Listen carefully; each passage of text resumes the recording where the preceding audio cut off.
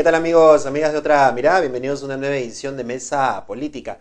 En esta oportunidad vamos a conversar con nuestra invitada respecto de las posiciones que están tomando diversos personajes políticos en medio de esta coyuntura bastante complicada que va pasando por varias denuncias de corrupción, por personas que están siendo encarceladas, líderes políticos que están siendo encarcelados en estas medidas de prisión preventiva y cómo van reaccionando emocionalmente también frente a esta situación política. Estamos ya con la doctora Carmen González, ella es psicoterapeuta psicoanalítica, representante también de la Clínica de las Emociones, y le damos la más cordial bienvenida a nuestro programa. Doctora González, ¿Cómo estás? Y qué gusto estar acá en La Otra Mirada, una institución siempre preocupada por el acontecer.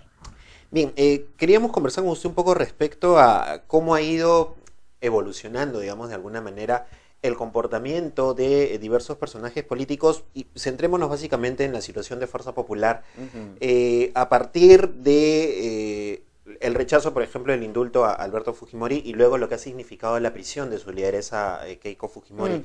¿Cómo han ido actuando estos personajes? Claro. ¿Cómo se han ido desempeñando emocionalmente también frente a la ciudadanía? Claro, mira, yo te voy a decir algo, que todo lo que yo digo es hipótesis, pero indudablemente no tengo historias clínicas, pero a grandes rasgos las especificidades corresponden a cada uno, pero a grandes rasgos hay una forma de ver a los personajes, ¿no? Hay características. Primero tengo que ver a Keiko Fujimori, ¿no? Keiko Fujimori es una muchacha que a los 18 años tuvo que entrar a política y no estaba construida. Solo traía una imagen dentro, en su mundo interno, de una madre maltratada y un padre maltratador, racional, prepotente y autoritario. Y ella era la primera hija.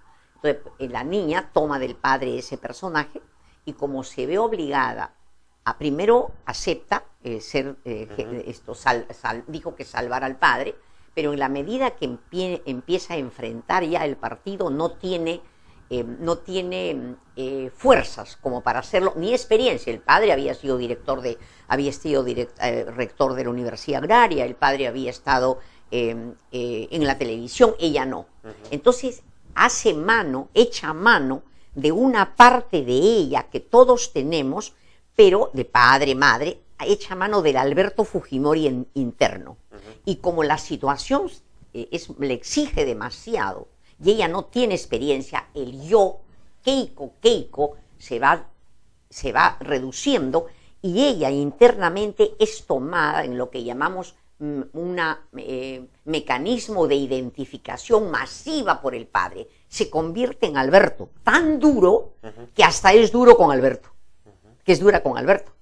Bueno, entonces, pero por otra parte, ella tenía déficits, porque fue sacada prácticamente del hogar para ser primera madre. Entonces, en mi hipótesis, ella requiere todavía de alguien que la sostenga emocionalmente en términos de afecto. Es por eso que genera este círculo también bastante cerrado, que está, luego se ve en el chat La Botica, este círculo cerrado que también responde de manera subordinada a ella, ¿no? Pero ella, antes que nada, si bien tiene el padre, tiene como decir, no es riqueza, pero esa cosa autoritaria del padre, ella le faltaba, tú puedes gritar, pero necesitas piso. Ese sustento lo da la madre, y probablemente ella ha rechazado a la madre porque era maltratada, las niñas no se identifican con esa madre, entonces ella echa mano de Ana Vega.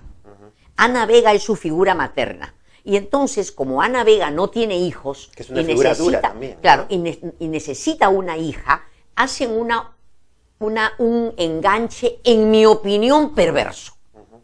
Porque Ana Vega se presenta como la madre de ella y ella inconscientemente le hace transferencias maternas.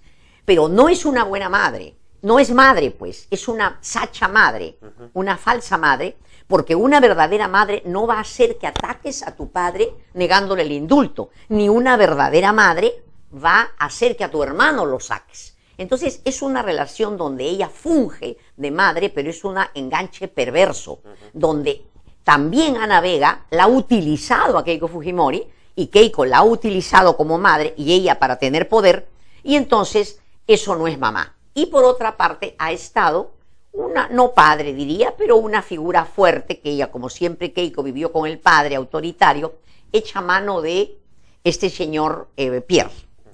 Pero ella es Alberto Fujimori, internamente. Y como es Alberto Fujimori, el padre tiene un asesor, ella echa mano de Silva Checa. Entonces, con estos soportes se siente poderosa, pero apuntalada, ¿no? Porque no tenía la estructura ni la experiencia. Entonces, con eso forma siervos que enganchan con ella, los que vemos en la botica. La ven aparentemente fuerte porque está apuntalada, ¿no? Como una escultura con sus palos ahí que la soportan, pero ellos no ven eso y la ven poderosa. Y como quienes se enganchan, y esto que nos sirva de lección, quienes se enganchan con una autoritaria y se someten, las personas que, no cualquiera, las personas que vienen desde la infancia con la experiencia de haber sido pisados.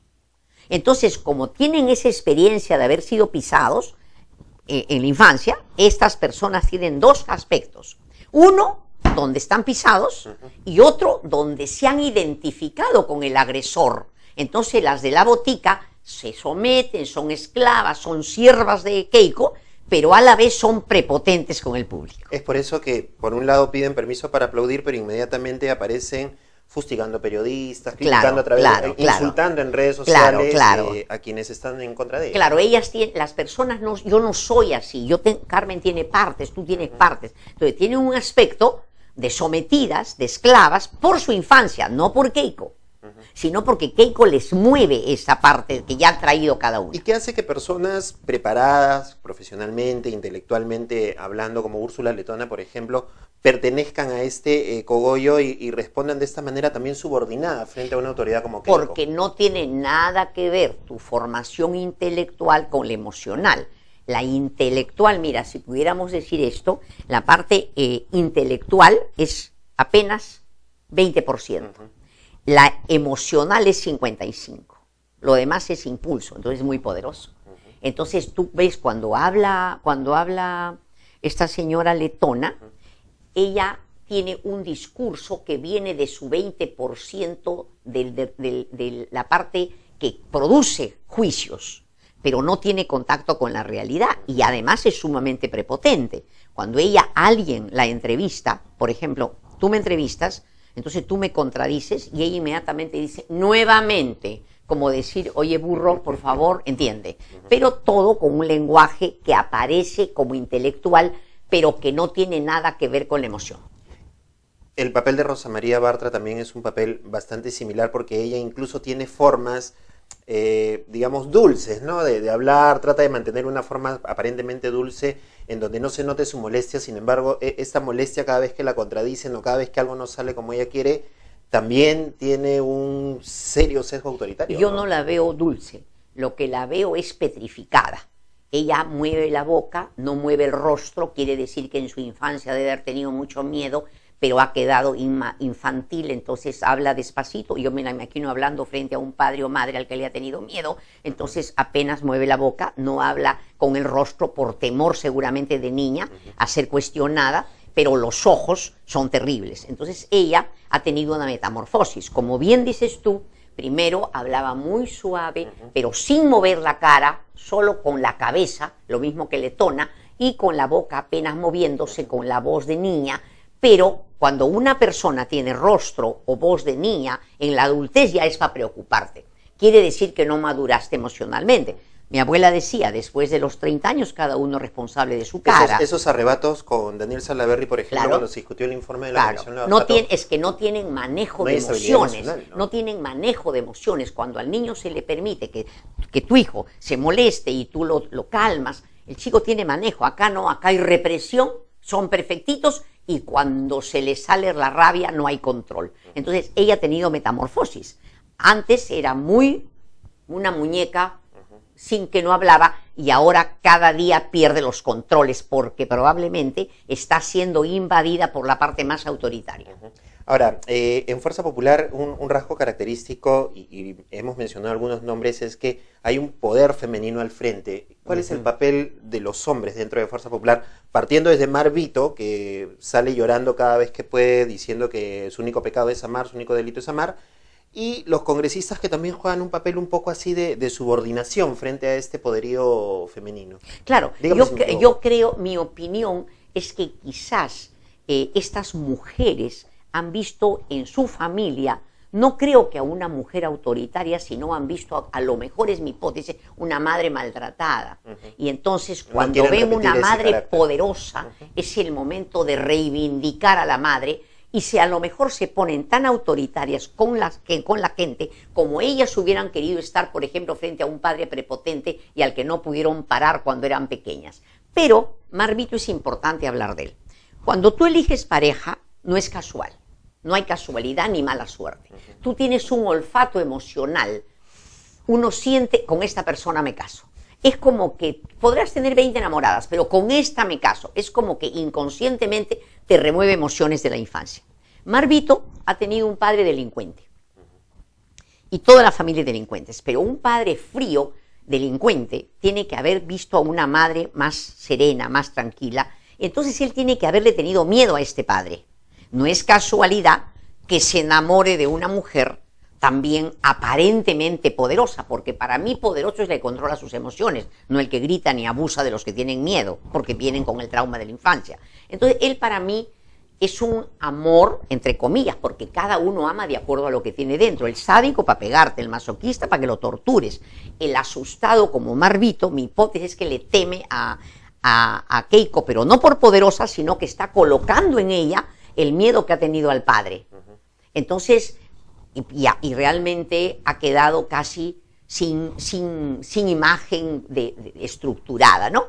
Además, repitiendo lo que le dicen, que su delito es amar, sin controles en la televisión, porque yo puedo tener mucha pena, pero me tengo que controlar, se pone a llorar. Y claro, para esta sociedad donde hay tanta gente desestructurada y que no controla emociones, a lo mejor puede impactar, ¿no? El papel de Vizcarra y de César Villanueva, el presidente Vizcarra y de César Villanueva, el premier, ellos también han tenido, ¿cree usted, una transformación desde que asumen el poder hace unos meses hasta ahora? Yo creo que los seres humanos, frente a circunstancias fuertes, o te quiebras o te creces. Y yo creo que Vizcarra ha tenido en el inconsciente toda una formación del padre política, que a lo mejor no quiso tenerla o de alguna manera la tuvo, pero no ha tenido formas del padre, los políticos tienen unas formas, ¿no? Yo creo que no. Sin embargo, trabajaba amamado del padre, quizás eso social de colaboración con el pueblo. Entonces, él ha ido, se le sentía un poco temeroso, pero todos somos temerosos y todos somos valientes, sino que depende que yo me vea y pueda ir estructurándome. Esa es la formación del individuo. Si mañana a mí me ponen en Palacio de Gobierno, me voy a morir de miedo. Claro, pero también pudiera ser que tengas el tino de rodearte de gente y te va bien, ¿me entiendes? Entonces, él creo que lo llaman para cuando era jefe de la región, lo llama PPK, y entonces para él ha sido como el elegido, ¿no? Entonces empieza a trabajar con PPK, a PPK le conviene ponerlo a un provinciano, ¿no? Un cholo provinciano de vicepresidente y sale. Pero PPK trabajaba con sectores blancos pitucos. Entonces él era como cuy en tómbola. Entonces probablemente una vez que sale ya vicepresidente, yo me imagino que hacían sus reuniones, PPK, y él estaba en otra, era de otro nivel social, ¿no? Como que lo mandaron fuera también. No, pero no... Después, porque la gente que tiene un círculo social alto, no dicen Carmen González, sino Carmen, Juan, José, se conocen entre ellos, ¿no? Entonces, ya ni apellido, entre ellos se conocen porque son un círculo relativamente pequeño. Susana, ya sabéis que le va a Susana en la Puente. Entonces, él se debe haber sentido mal en ese círculo y lo deben haber hecho sentir mal porque no era de ellos, ¿no? Es como que estamos acá y aparece un señor Shipibo.